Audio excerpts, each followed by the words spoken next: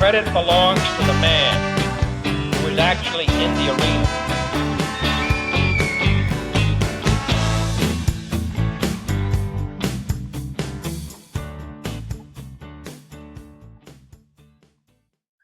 All right. Welcome back to the Field Notes with Rashad podcast. I am here today with the Executive Director of Missouri's Hunting Heritage Foundation, Colton Zirkle. Colton, how are you, buddy? I'm doing great, sir. How are you? Doing great, man. Thank you so much for coming on. I had done a podcast with Roger Cole and Levi Eubanks of the Missouri Black Bear Foundation, the chapter there, and you came highly recommended from those guys. And so I know you were just with them. What was it, last weekend at their expo? How did that go? It was great. Had a lot of families come in. It was great to see so many kids.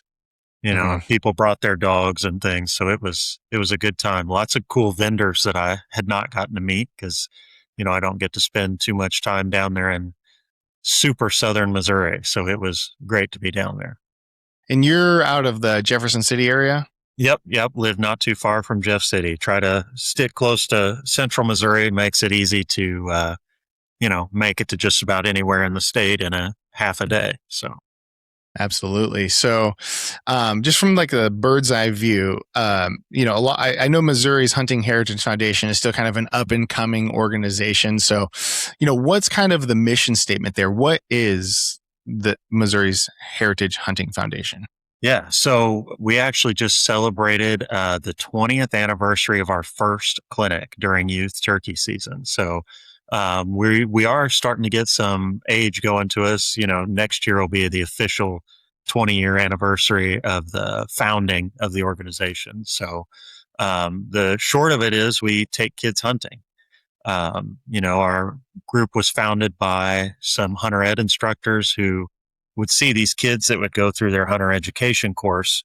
You know, they'd see them years later, like at Walmart or just out and about in public. And they'd say, well, how's hunting going? Have you shot a deer yet? And these kids were going, well, I've never gotten to go hunting. So our program includes hunter education, which is now just 4 hours for the in-person portion.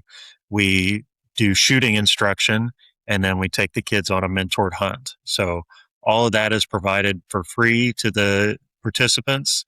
And the parents are actually required to attend the entire course with the kids. So they can get hunter ed certified, they can get shooting instruction if they don't have any experience, and, go on the hunt as well. So, we believe the buy-in from the parent is also super important.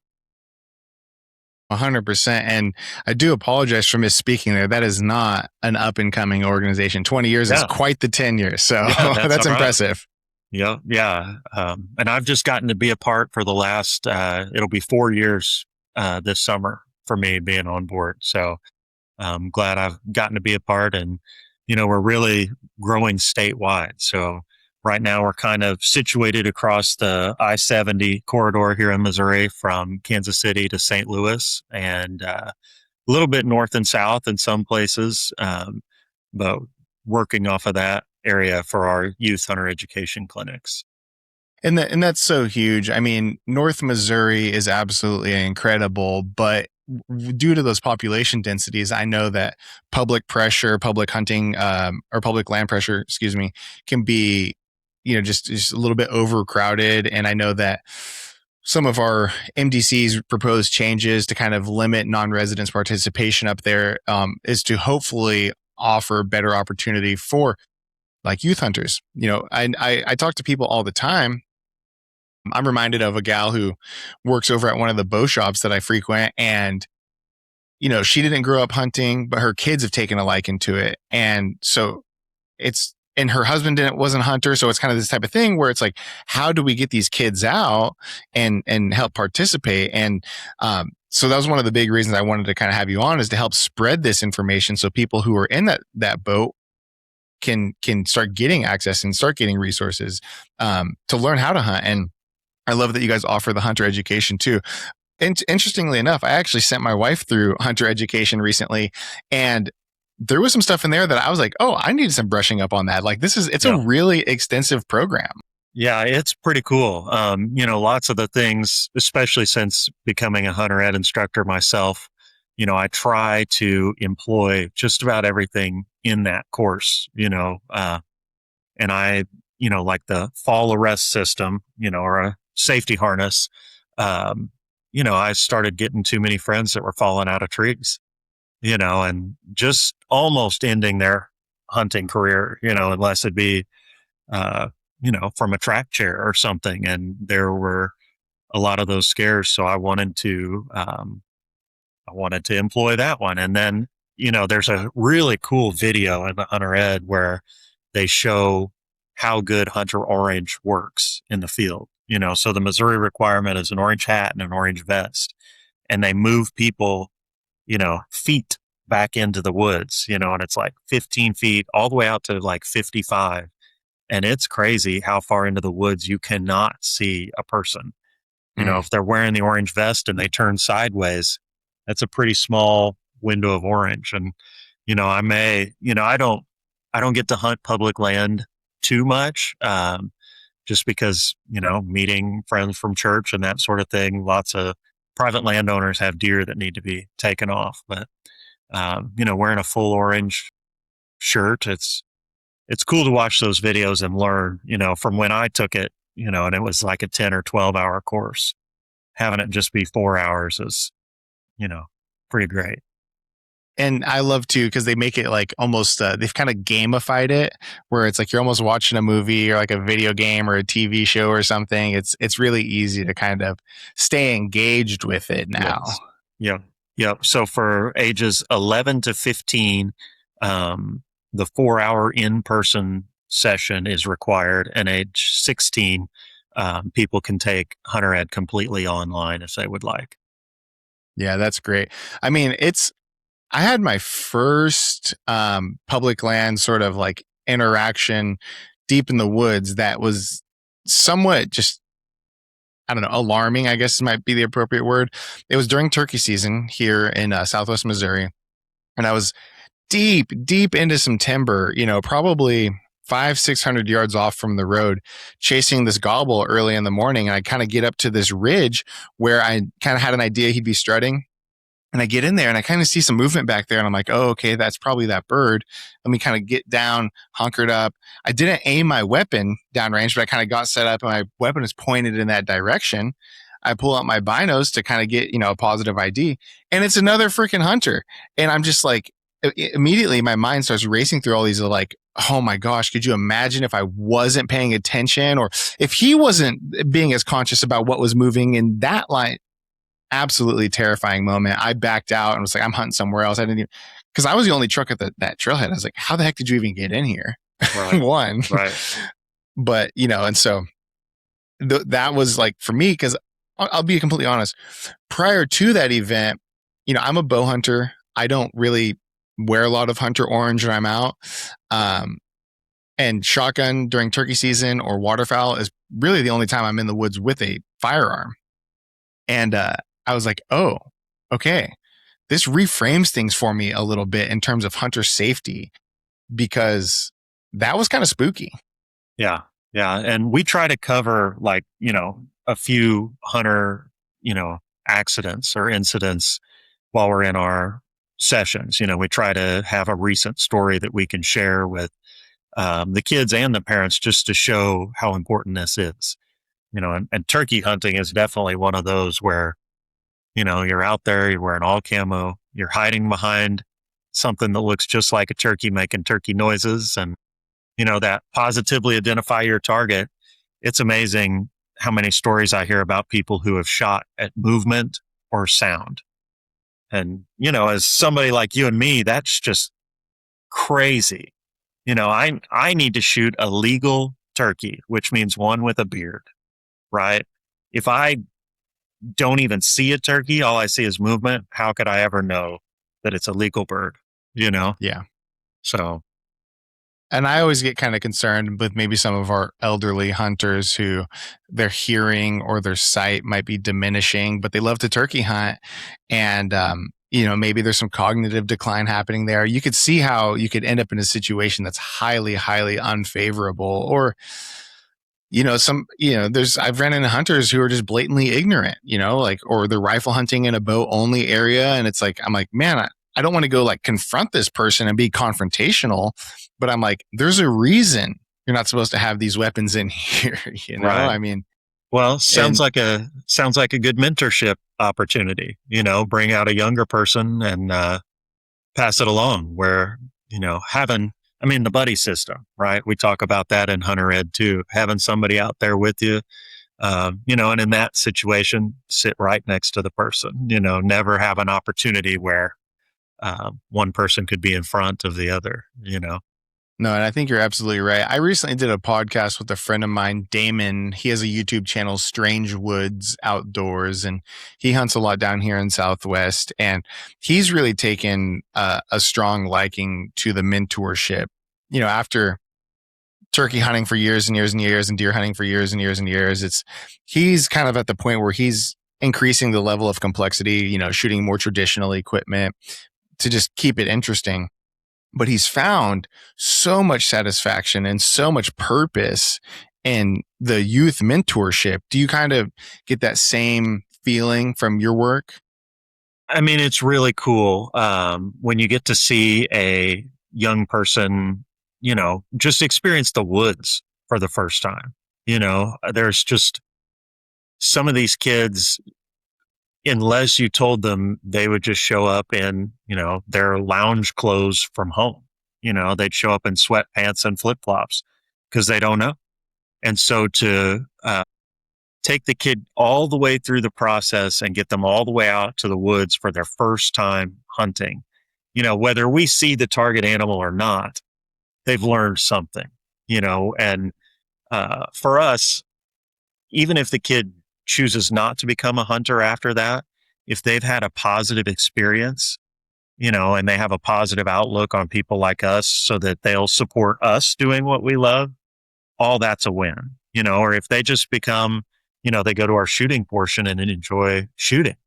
Well, they're major contributors to conservation, even if they never buy a hunting permit, so it's really cool to watch these kids and to watch the parents watch their kids as they go through a program. I'm a firm believer that you have to have something to be passionate about, and that helps offer discipline, whether that's archery and bow hunting, or maybe it's kicking a soccer ball around. As long as I think it does a lot for a young person. And you had kind of mentioned the happiness and the fun that kids kind of get to have out in the woods. I feel super fortunate myself because now, as I go into the woods, I'm like, it makes me feel like being a kid again, running around in the, I grew up in a place where there's a lot of cedar and pine and evergreens. And when I'm out there, even if it's with a bow, it's like, as we get older, we have to like attach a purpose to something. So I'm like, I'm going to go outside and play with my bow and chase whatever it is around in the woods. And, I get really excited about kids who are getting into that now, and then they'll go through life, and maybe you hear about maybe they fall out of it and they get back into it in their 20s or something after college, and they get to relive that, something that anchors them back to their youth, because man, life is hard. The world is crazy. And I think it's so important to keep a little bit of that youth spirit in us as we get older and as we grow. It's kind of esoteric, but I think you know what I'm saying. Even a child, we start at age 11 because that's when they can get Hunter Ed certified. Even watching a child, you'll find which part of, hunting or the outdoors that they tie into. Like some of them, we get little surveys afterwards, but some will say, I like the shooting the best. Some said, I like the hunting the best. And those that get to harvest, lots of them say, I like getting an animal the best. But other ones, we'll do like upland bird clinics. And so the guys will bring their dogs. Some kids really like the dog side of it. We try to feed them some wild game dish while we're there, and usually try to make it the animal we're hunting. But some tie in from the food side, so you can you can watch a kid, over a whole weekend and see which part clicks, which part they'll want to continue on, or what part of the program is what they buy into. It's really cool to watch because it might be different from the parent, Absolutely. So I want to dive more into this, but first I want to know, what's your hunting history? Were you the type of guy who hunted with your dad and your granddaddy? And then kind of how did you end up here with MHHF? Yeah, I actually, my dad and grandpa weren't really hunters. My grandpa used to hunt with his brothers when they were kids, but my dad and grandpa were more into like shooting sports, like they shot competitively in some local leagues and things. And I did start there too. I shot in 4-H and in scouts and that sort of thing, and really enjoyed that. But it was a kid that was in school, in elementary school, he'd come in talking about all these hunts he had gone on with his dad. And I remember one time he brought in a elk ivory ring, that he and his dad had killed, and had a ring made out of one of the ivories from the elk. And it's like, this is really cool. I want to get involved. And so, I sat through that 2-day long hunter ed course, which was tough on a little kid, sitting there for all those hours. And it was not the most interactive back then. I was and it was hard to be because I had like 150 people in the class, so, but my dad connected me with a mentor who was his cousin. So I guess my second cousin, or however that works. And, to this day, I still go hunt with him. And he actually mentors for us with MHHF now too. And so to watch that all come full circle is really cool, to get to share, because I have a lot of the same background as these kids. My dad did not have the hunting expertise, but he made sure to find me someone who did, and set me up in places where I could succeed.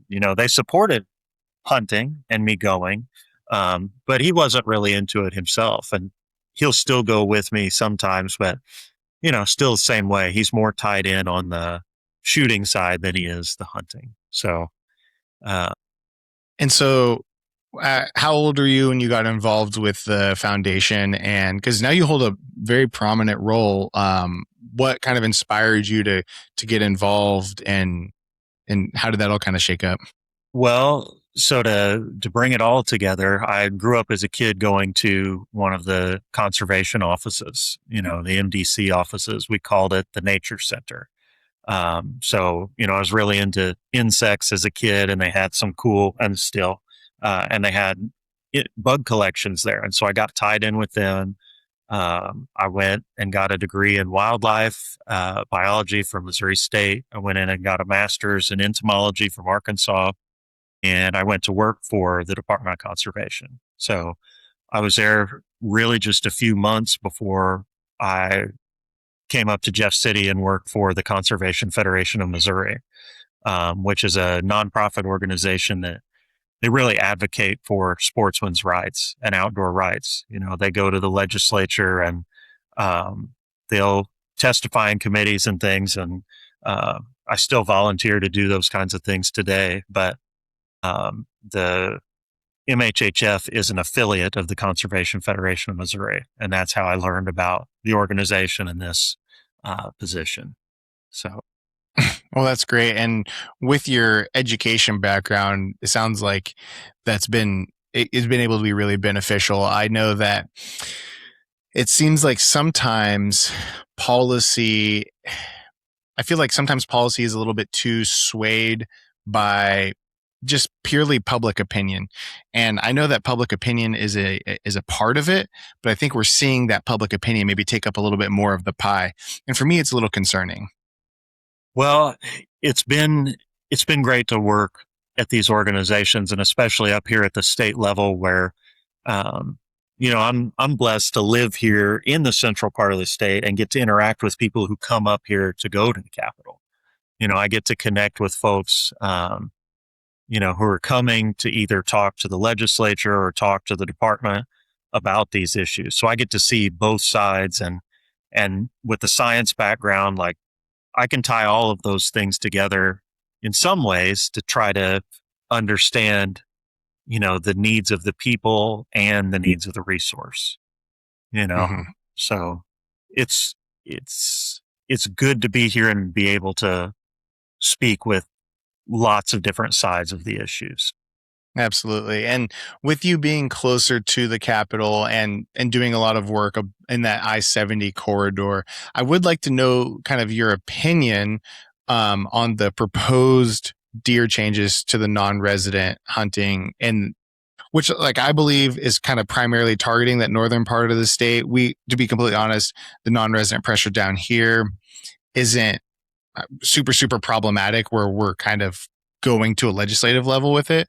But from what I understand, the closer you get to the Iowa border, the more and more packed it is. And it's just crowded. And, as an avid waterfowl hunter, I have friends in St. Louis who will tell me, if you don't got the coin to shell out for a private lodge or something like that, you're probably not going to get into a good duck hunt, which absolutely breaks my heart, because I think you should be able to go kill a limited ducks with an old 870 and some steel you got laying around. Yeah. That's what I shoot. So I agree.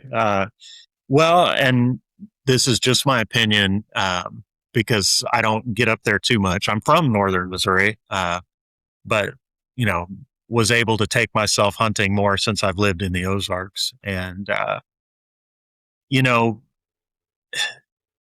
see a lot of outcry on social media about it. And I think for out-of-staters, we are one of the easiest states to come hunt and one of the least expensive. And once again, it's my opinion, because I'm not looking at all the prices everywhere else, because I don't get to travel outside of state much to hunt. And I'm very grateful to live in Missouri and have all these resources and be an in-stater, and get to go. But I do agree that public land, especially deer and waterfowl, can be a challenge.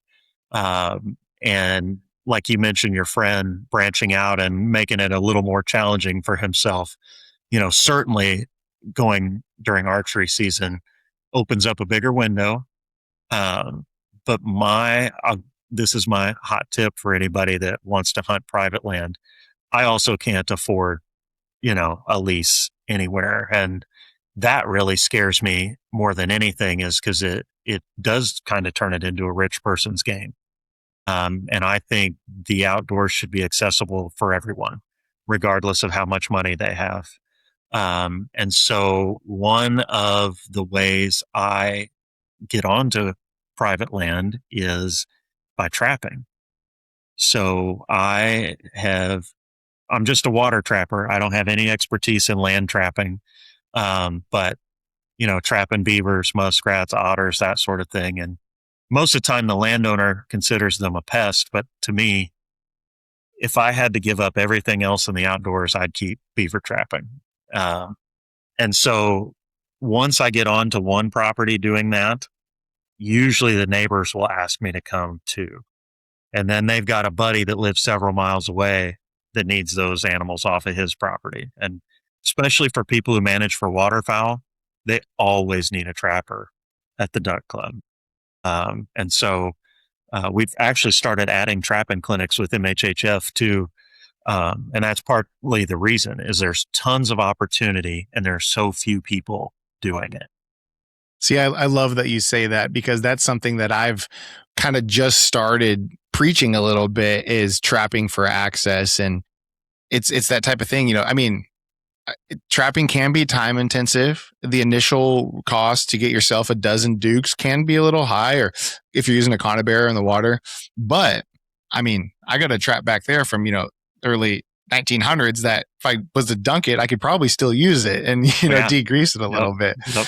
So it's one of those things. I think it's, people appreciate it because, look, if, especially for turkeys, right? If you got a dog proof is like, I think you get dog proofs for like $8, $9, $10, and coons will absolutely decimate a nest. And then, we've seen all the damage coyotes can do to fawn, to hens, to everything, really.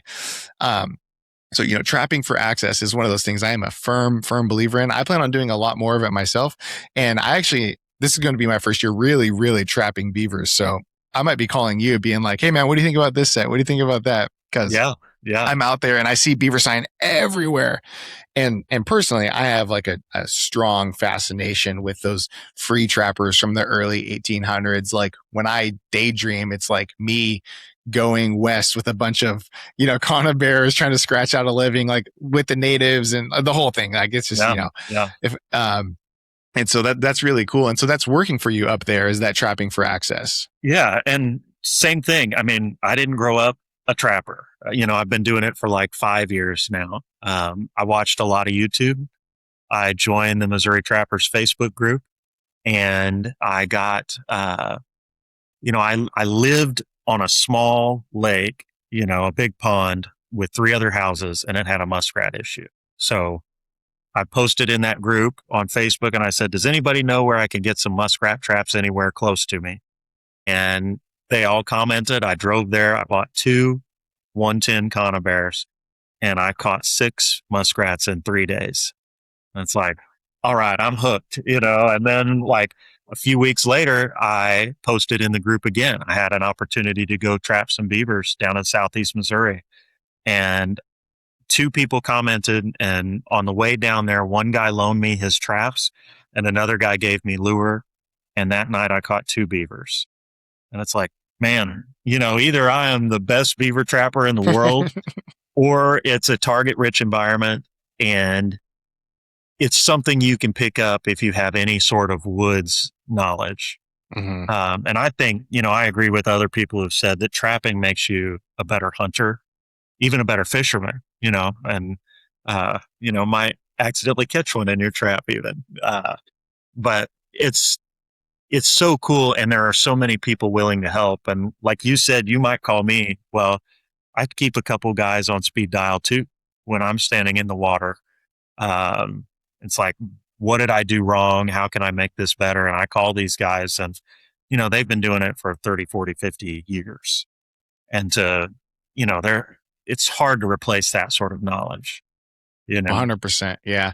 And it's so fascinating to me because, if we rewind a couple hundred years, beavers, were almost entirely extirpated from this area because of that fur trade. And that's why we went west in the first place. And it's so funny to look at in hindsight. It was all for like a silly hat, and beaver prices are up again, thanks to Kevin Costner and Taylor Sheridan. Right. That's right. Yeah. They're starting to trail off a little bit, sadly. But yeah. I was surprised to see skunk so high this year. Yes. Yeah. Another hat I think it was a specific community of people that make a hat out of skunk tails. So, yeah. It'd be the type of thing you see skunks on the side of the road all the time. And I'm, anytime I see something, I'm like, what is that? Big coon, big possum, big muskrat, whatever time of year it is. And I would see a skunk and I'd be like, ooh, and look at the tail cut off. I'm like, well, because it was $15-$20 right there laying on the side for the tail. Yeah. Yeah. And not everybody leaves those laying on the ground, right? Right. Yeah. So if you were to maybe put together like a script, if somebody was like, hey, I'm watching this Field Notes podcast and they were talking about going up to a duck lodge or going up to a landowner and saying, sir, I'm a trapper. I would like to trap your land. What's kind of your script? How does that play out for you? So it's funny because my cold calls happen mostly when I'm trying to get access to people's fruit trees on their property. Like so many people have an apple tree or a pear tree or whatever, and the fruit falls to the ground and nothing uses it. Right. So those are the people where I'll write a little note card, and I'll put something that I've made, whether it's a cider or jelly, something, I'll put that in their mailbox with it taped.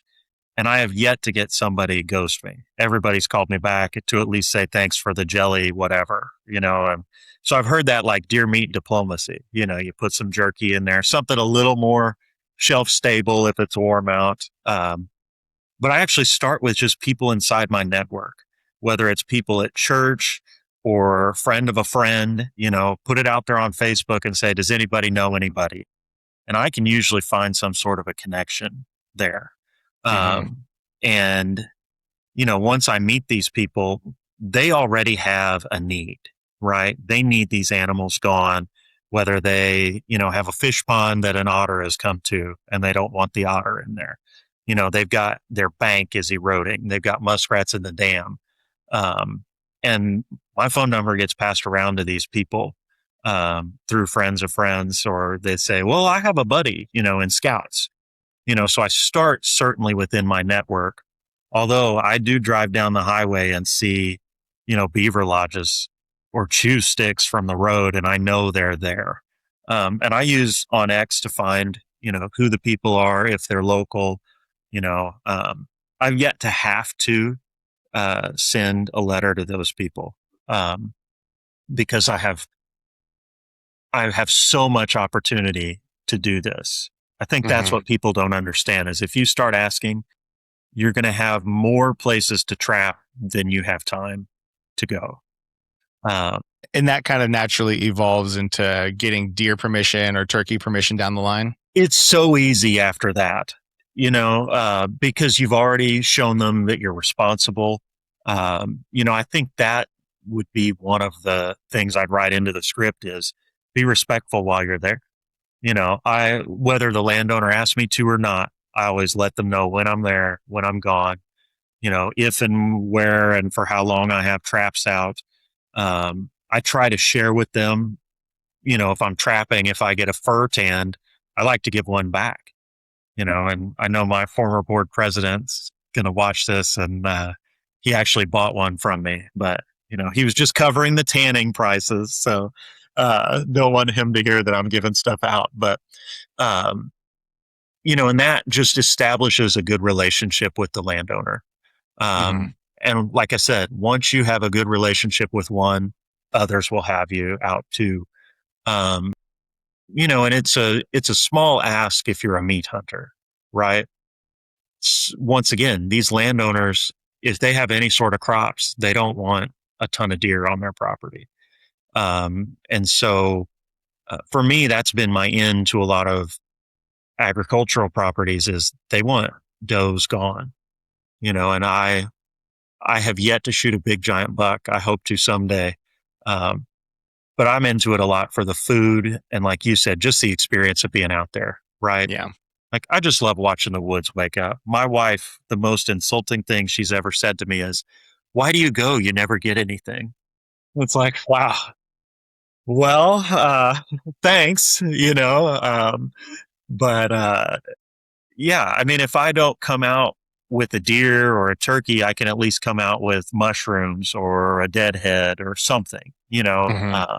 like you, it's my excuse to be out there. Right. 100%. And it's not about killing, for me personally, I don't mind taking, just because we do use, every part of the buffalo, so to speak. And I like to shoot big bucks, I'll hold out, but that's after I almost, I'll go out opening day and go as fast as I can to get a doe into the house, into the freezer.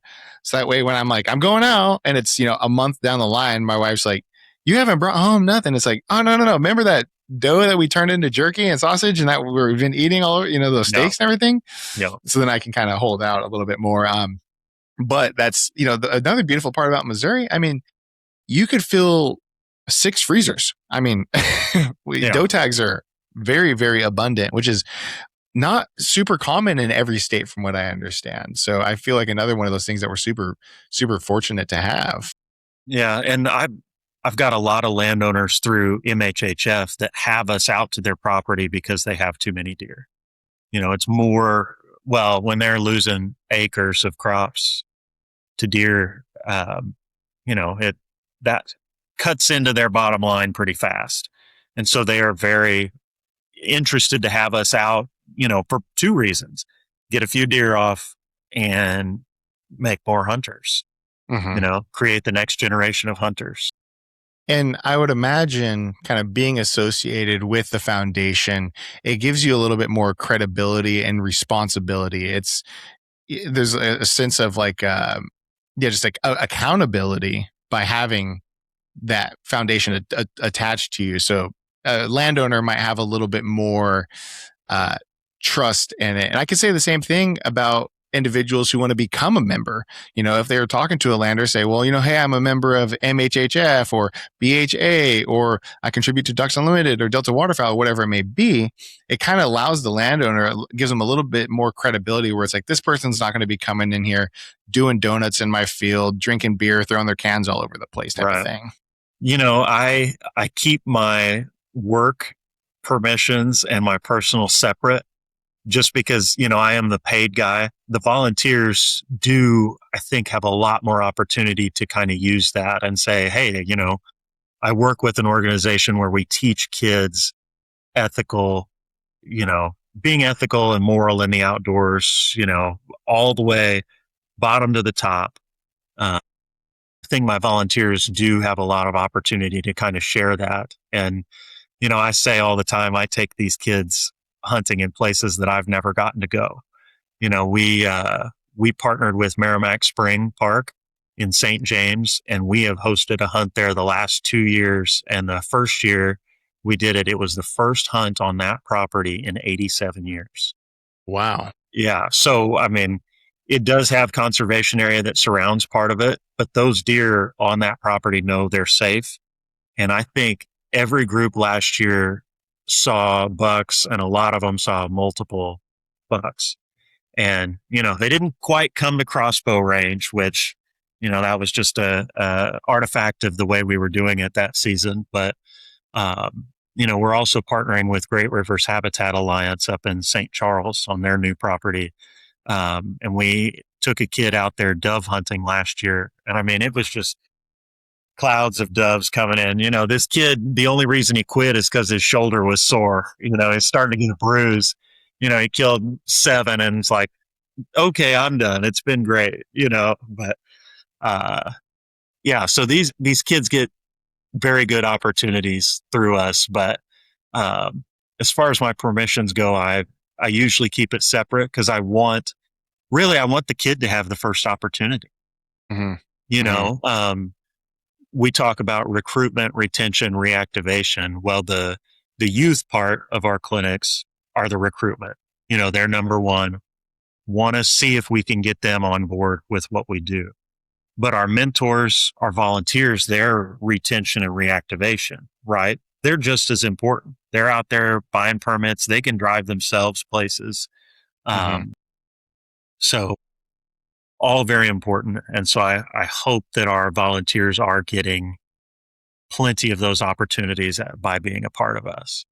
So have you had any instances in where someone from the youth being mentored or something had an opportunity to on like a giant buck or something that nobody had? Anything crazy happen yet? Not while I've been involved. We actually have had, taxidermists be members of ours, and they'll donate a mount to a kid that harvests during one of our clinics. Since I've been on, no monsters have been harvested by our participants, but we have lots of really cool stories where it is a monster to that kid. Mm-hmm. You know what I mean? Like, no, it's not a Boone and Crockett deer, but it's the biggest deer that kid has ever seen, So we had a kid, we participate in the governor's deer hunt as well, which is put on by a whole bunch of conservation partners. And it's during that early antlerless season in October. Doing it again this year. We just had our first meeting this morning, but a kid and his dad came to that clinic, and the kid did not want to shoot a gun. We went to the range. He was, it intimidated him. I think he had probably gotten kicked by a high-powered rifle at one point and was gun shy, but we put a crossbow in that kid's hand and his face just lit up, like he was really excited to go out and shoot with that because there's no noise, and shooting a crossbow is pretty cool to hear that thwack and watch that go into the deer target and all that. And so he got to go with us for one of our regular clinics because he wasn't hunter ed certified yet. at Merrimack Springs. And, it was light for, I don't know if it had been sunrise yet. And on the way to that clinic, that kid and his dad had bought a really nice crossbow. And so they got it all sighted in. They were ready to go. And he shot a doe right at sunrise. And so, and that dad was leaving, looking at hunting properties on his phone. So they were in, they'd been to 2 events and they were sold, Mhm. So those types of stories are really cool to watch. Well, because, that is going to be such a lasting experience. And most people, by the time they get that first doe, and if they have a taste for it, I mean, it's off to the races. It's like you almost want to feel bad for them because it's like, man, hope you're good at saving money, because it's about if you're like me, it's like, new guns and new camo and new this and new that. And just forever. When we bought this house, I got a shed in the back, and I said, don't even think about putting none back there. It's filled with duck decoys and layout blinds and old archery equipment and camping gear. And it's, it's so addicting and so fun. And obviously it doesn't have to be crazy expensive. I mean, you can get away with very little, fortunately. And that's a great thing. Now, one question I did have is, with the foundation, you guys seem to focus, a lot on recruitment. So there's kind of this, Mobius tension between like recruitment and preservation. How do you feel you guys kind of marry those two ideologies? Now, when you say preservation, what kind are you talking?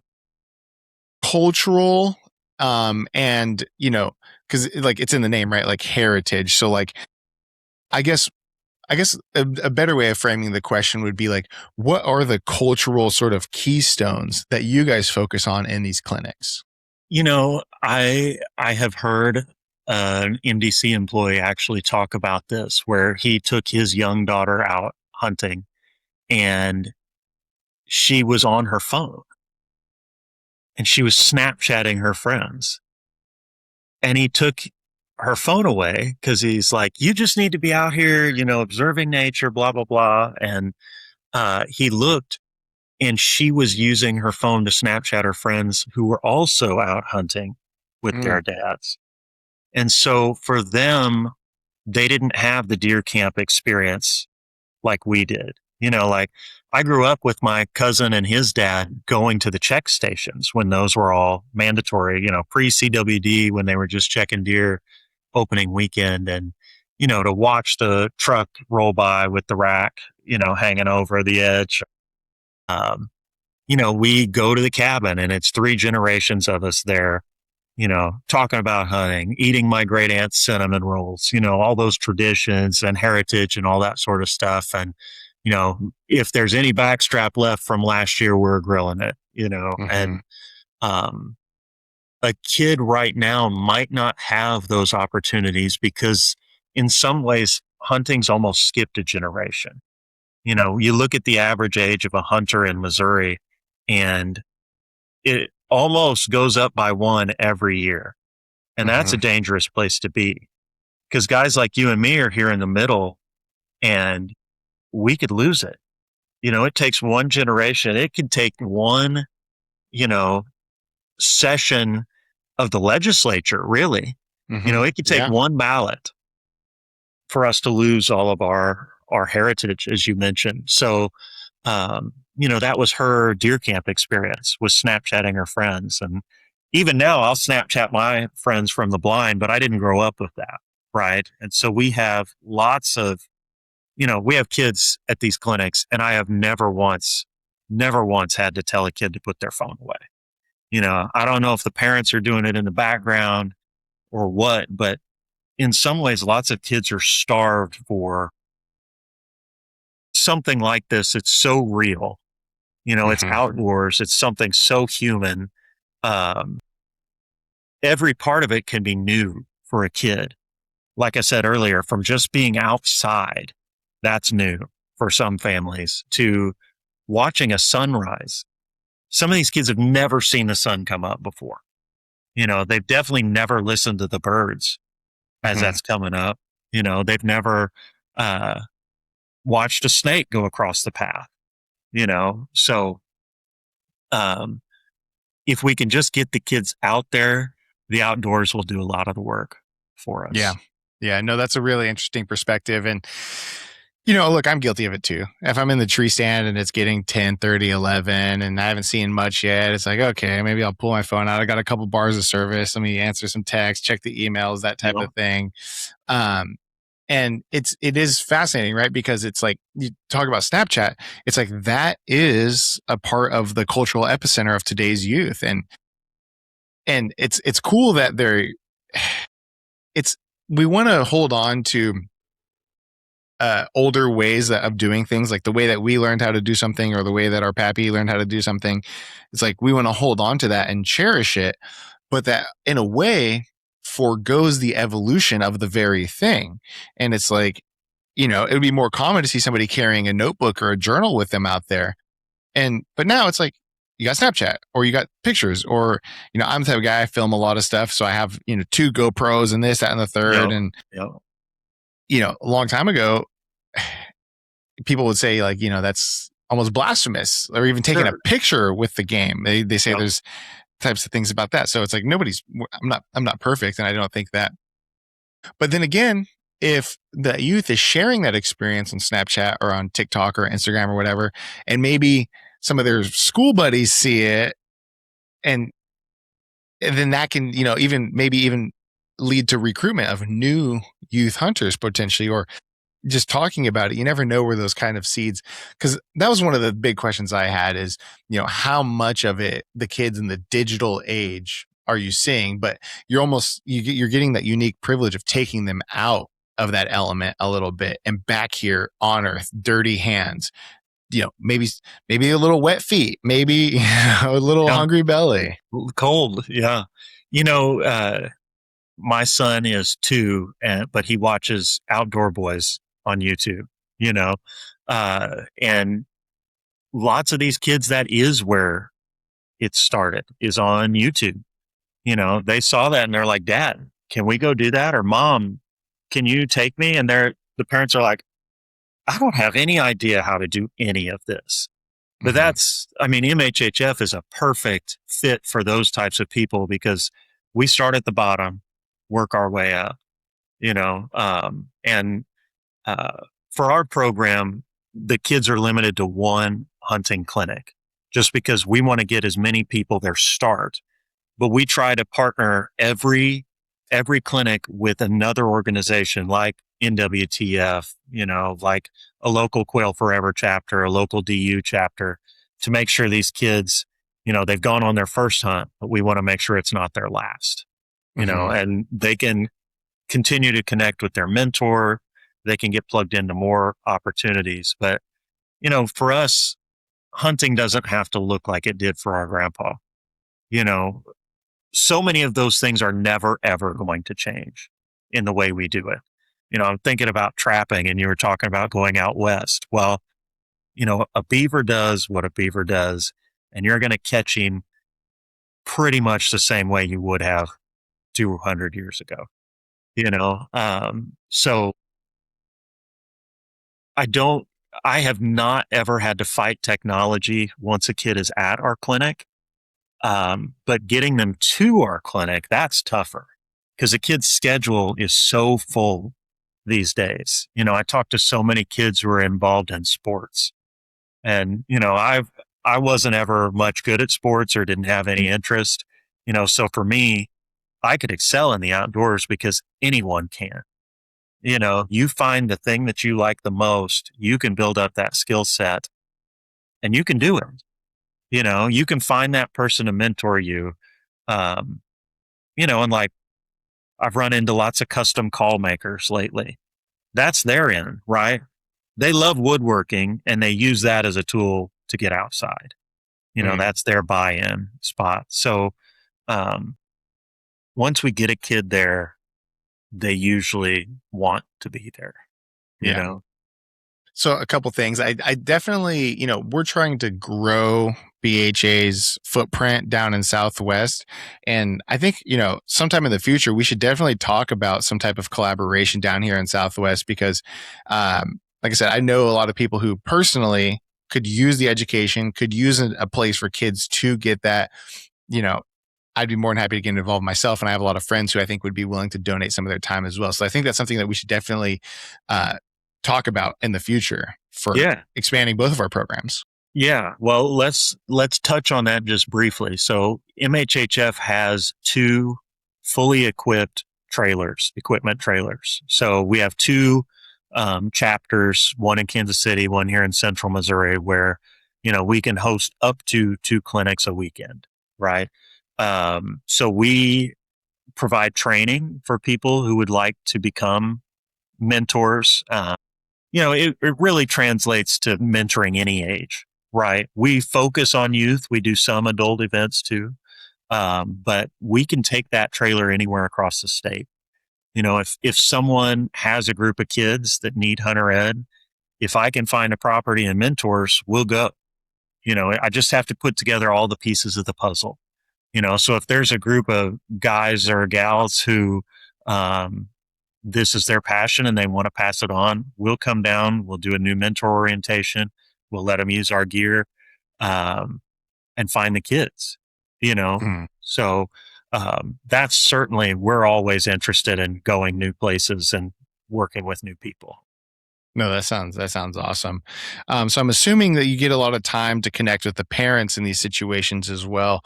What do you kind of see as the consensus that parents are finding as the primary hurdle for getting outdoors, getting their kids in, especially if they don't come from a hunting background or have a lot of experience themselves? Okay. Sorry for that intermission, folks. We are back. So, Colton, what I was thinking is, when you're talking with these parents and they're kind of having, maybe they're coming in for the first time with these kids, what are the big hurdles that they're seeing? Maybe they don't come from a hunting background. Is it time constraints, equipment? Where do you feel like they're really hitting that wall?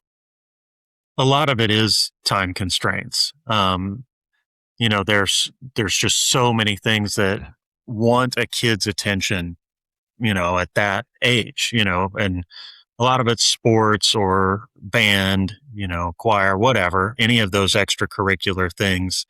Can you hear me okay, Rashad?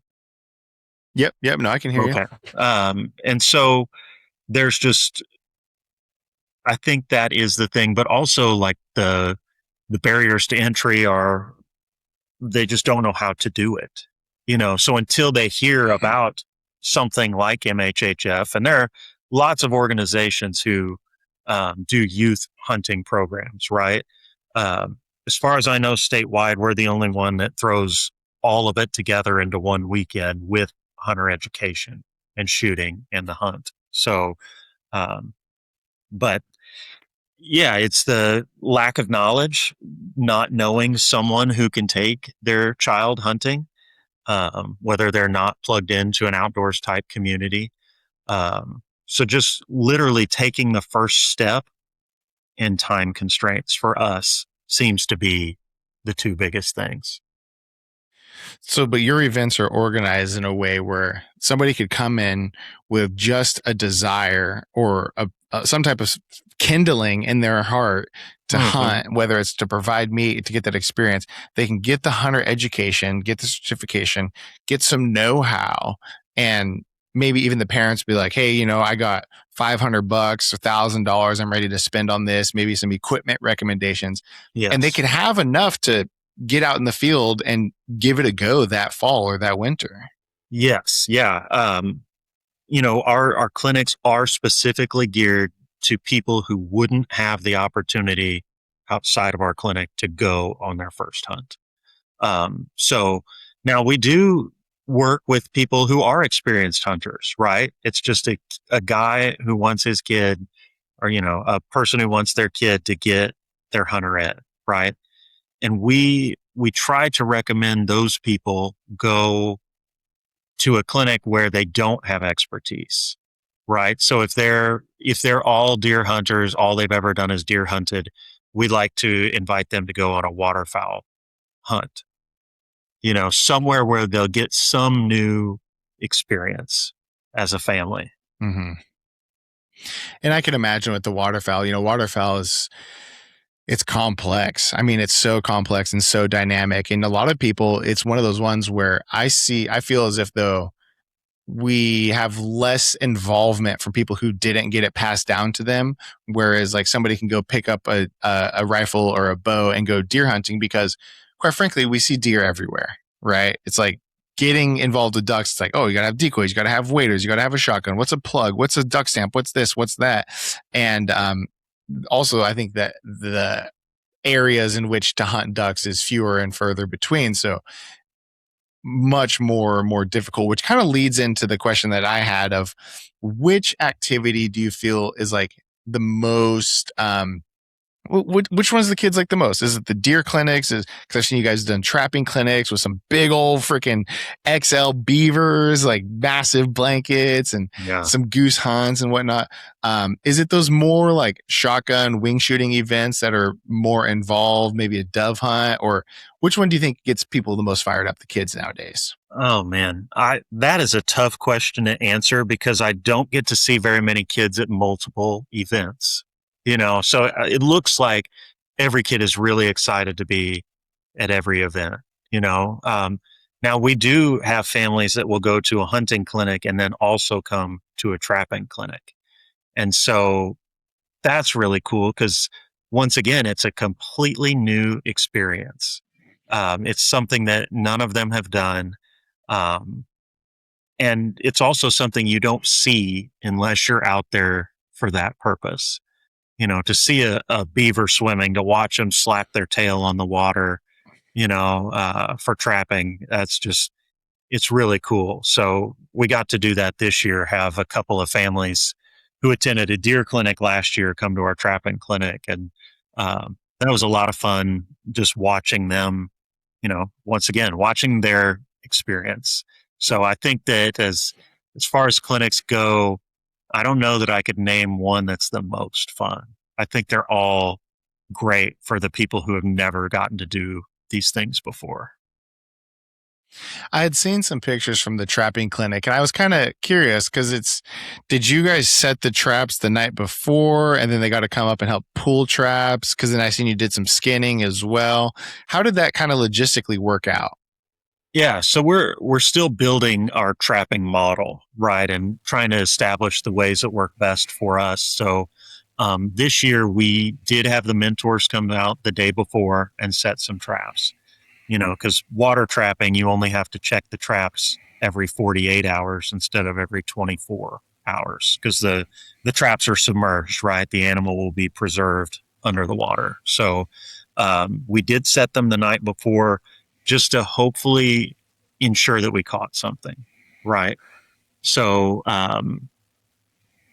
then Saturday morning, we did like basic beaver biology and trapping regulations, talk through some of the traps and that sort of thing, just general trapping info. And then Saturday afternoon, the mentors took everybody out to go and actually set the traps. So for the most part, the participants watched just because, a big 330 is pretty dangerous. And we didn't want to put a kid in freezing cold water with a 330, a giant conibear trap, a body gripping trap. But they were right there. And when we pulled them out, I mean, the kids, once we verified that the trap was not set, the kids got to pull them, when there was a beaver in there and they carried the animals back. And so they were right there in the midst of everything. They got to see how the whole process worked, and touch the animal and eat the animal. We did pulled beaver sandwiches this year. Last year we did beaver pho, like a Vietnamese dish with beaver fat biscuits, so yeah. Should have come. You have to come this year. You should come this year. So, I'd love to. I would absolutely love to. Yeah. Trapping is high on my radar. And I feel like I have more than enough opportunity to do land trapping, but finding good beaver spots in my region has been a little bit more difficult. Now I hunted a lot in Southeast Kansas and it was like beaver sign galore. but it's $250 for a fur bearer license out of state. And I'm like, okay, you got to kind of weigh all these things out after a while, but I would love to get involved with the trapping clinics. I mean, because there's still, I have a lot to learn there as well myself. I mean, I might be right there next to little Timmy trying to figure it all out. That's right. Hey, and those clinics, we call them bring a kid, but really anyone is welcome at our trapping clinics. So come on. So your guys' organization, typically, these organizations, the lifeblood is your volunteers. And so where do a lot of your volunteers come from? People who heard about the organization, who have a passion for hunting, fishing, trapping, whatever it may be, and want to get involved? Or what does your kind of recruitment effort look like for that? Yeah. So we go to a lot of other organizations' events and talk to them, especially a lot of other conservation organizations. They have, even within their own like chapter bylaws, they've mandated themselves to do some sort of hunter recruitment event. And not all of them either know how or have the final thing to push them over the hurdle to make that event happen. And we come alongside a lot of those groups and make those things happen. So a lot of our volunteers are already volunteers of other organizations. Some we meet at recruitment events, like we went to Pheasant Fest when it was in Kansas City last year. We'll go to the Conservation Federation meeting, things like that, where we can, in the Missouri Hunting Expo, where we can meet other like-minded people who want to make sure that this thing that we love doesn't pass away. That's incredible. And so, sometimes I find myself when I'm in these fights for public land or hunting rights, or it seems like things are getting diminished, it can get, you can kind of spiral into some negative places. And I think for me, getting involved with the organizations like I have has allowed me to be more optimistic about it and feel like I'm doing something. Do you feel optimistic about the future of hunting in the state of Missouri and the sort of crop of people that you're helping influence? Does that give you optimism for the future? I think, like you mentioned, if you look at the national or even global picture, it can get you down, just because there are so many.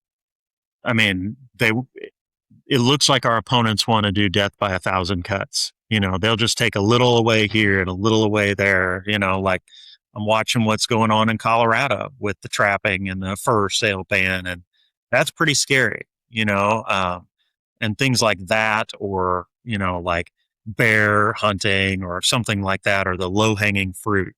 Trapping is a low hanging fruit, and so we are taking that generation, which a lot of them don't have any knowledge unless we share it with them. There's a quote that I love that says, people can only care about what they understand, right? And they can only understand if they're taught. And so that's what we do. We're out there not only with the youth, but with their parent. And sometimes the parents have to bring extra kids along, or both parents will come, or grandma and grandpa will come. And so it's really a family event.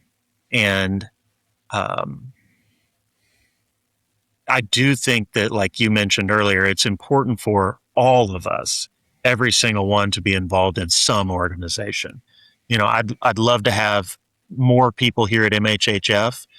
BHA is great too. CFM, so many of these organizations are working hard to make sure that this tradition will continue. And it is something that can go away. That's what people need to understand. Like in Missouri, it's already in our Constitution that wildlife has to be managed through science-based management for the benefit of the people, right? And other states are trying to get those things into their Constitution. And that's something we talk about, is the Missouri model of conservation and how it's different. Most states don't have what we have, so to share those things with these kids, they're not learning that everywhere unless they've got conservation in their school curriculum. They don't know these things unless people like you and me tell them and show them.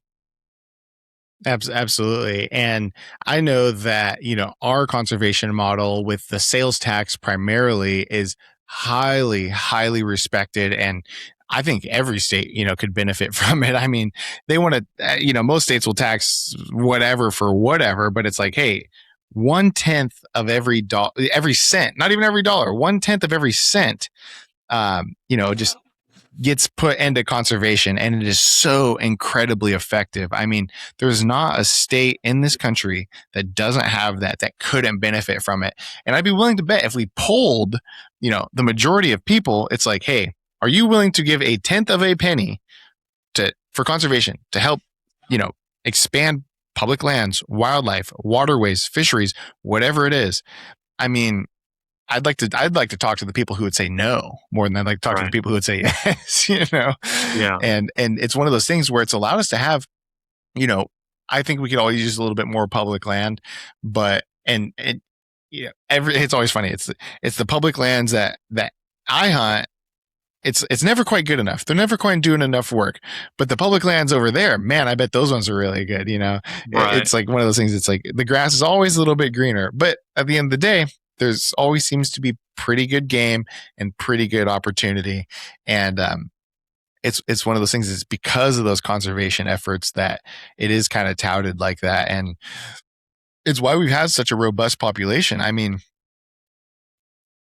of deer, of turkey, of different, even fish species, is for how much and how old of a state Missouri is. The opportunities are still very aplenty. And yes, we don't have elk roaming the entire state like we used to, and the bears have diminished. Now they're kind of blooming back up.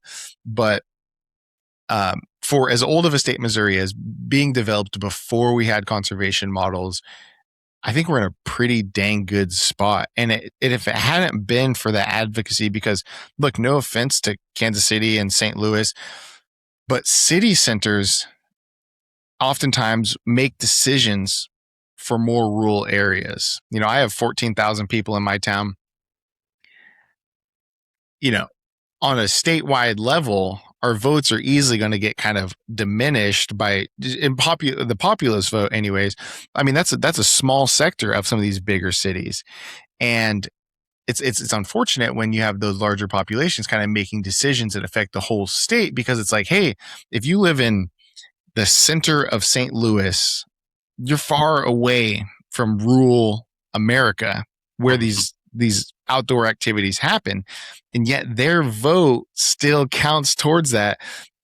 And it's like, you guys aren't the ones spending, well, I can't say they're not spending on conservation, because thankfully for our tax, like I just mentioned, but they're not buying the rifles and the ammunition and the archery equipment that does help fuel that Pittman Robertson and stuff like that. And so I think that the more that we talk about it and the more that we recruit people, and for me, it's documenting hunting in a positive light. That's not just a blood and guts type of show. It's the best thing that we can do to make it more accepted and promote it even further. And sorry, I got on a little bit of a rant there, but it's something I'm very, very passionate about, because man, the anti movement, it's not slowing down. And so we have to put our foot on the gas and do the work like you're doing. And so that was a huge, huge reason why I wanted to get you on here, is because the power is in the youth and it is in the people, and you guys got your thumb right on that pulse. And I absolutely love that. Yeah. And in Missouri, at least for me, I'm only limited by my skill level, right? I'm not limited by the amount of opportunity there is. I drive, and I always wonder, when I'm driving to a hunting property, how many people I'm passing, that I'm going to where they live and they're coming to where I live, but, we have resources like the Mow Outdoors app and the Mow Hunting app. Like if I log into Mow Outdoors or just open the app, the first thing that pops up is, what type of activity would you like to do? If I click hunting, it shows me all the areas closest to me where I can hunt, what I can hunt, what seasons are open, what methods I can use. And it's all right there in that app, and, you touched on the tax. And I think that's something that's very important because it's going to come up. Well, one of them is coming up for a vote this fall. So in Missouri, we have two taxes for the outdoors, basically, is how I would say it is. We have the 1/8 of 1%, which is the design for conservation. So 1/8 of every penny of everything bought in Missouri goes to the Department of Conservation, right? And that's a tiny amount. It's a minuscule amount, but it does make our conservation department one of the best funded in the country, which allows us to do things like endangered species work. It allows us to do our own research right here in the state. Whether that is partnering with the university or not, we get to do it here. And I've gotten, like you said, it allows us to purchase properties, and make more public land. In Missouri, it's what, 93% private, maybe 7% public. It might be way less than that, but, it opens up those opportunities, and that tax is constitutional and it does not sunset. The one that does is the 1/10 of 1% park soils and water tax. So that one goes to the Department of Natural Resources, and it sunsets every 10 years. The thing I want people to know is that tax has nothing to do with the Conservation Department. If you vote for it this fall, last year it passed by over 80%. In 2016, more than 80% of voters were in favor of that tax. And like you said, I can't think of a single thing 80% of voters would rally around besides like our state parks, good soil, and clean drinking water, right? So that's what's coming up this fall is the 1/10 of 1%.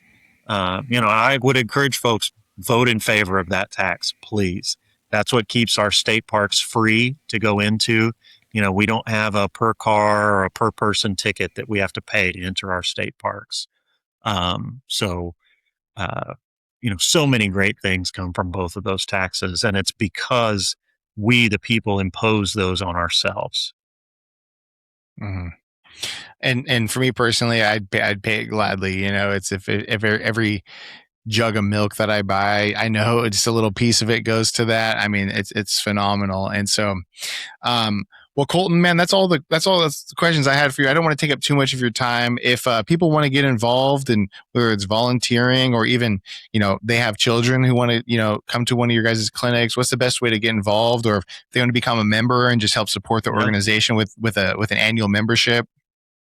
Yeah. So we actually built a brand new website last year with help from the Missouri Conservation Heritage Foundation. So that is MHF.US. So I'm sure you can put that in the notes for people, but that'll show you about our clinics. We've got a sporting clays tournament coming up in Lenexa, Kansas on September 26th. So bring a team, sponsor, volunteer. We'd love to have people come. And then, so our clinics, volunteer information, all that's on our website. You can follow us on social media. We're at Mo Hunting Fed on Instagram, LinkedIn, YouTube, and Facebook. So Facebook and Instagram are the ones that get updated the most. So, would love to have anybody, or send us questions if you want to get into hunting. Even if you're an adult, I usually know groups that I can plug people in with or find a mentor for people. So come our way. Absolutely. Well, I really appreciate your time, and I'm glad we were able to connect. Let's definitely stay in touch. And if you ever, want to come on again, or you got something coming up, please let me know. And I'm more than happy to help out in any way that I can. Yeah. Thank you, sir. And I'm sure we'll be talking more in the future about how we can work with BHA, and I appreciate you having us on and just, lifting up the outdoors and putting it before more people. Hopefully they'll, stop just driving by places and actually get out of the car and look and walk on, and not be afraid to do so. So 100%. Okay. Well, that was the Field Notes podcast. Colton Zirkle with Missouri's Heritage Hunting Foundation. Thank you so much, man. Thank you.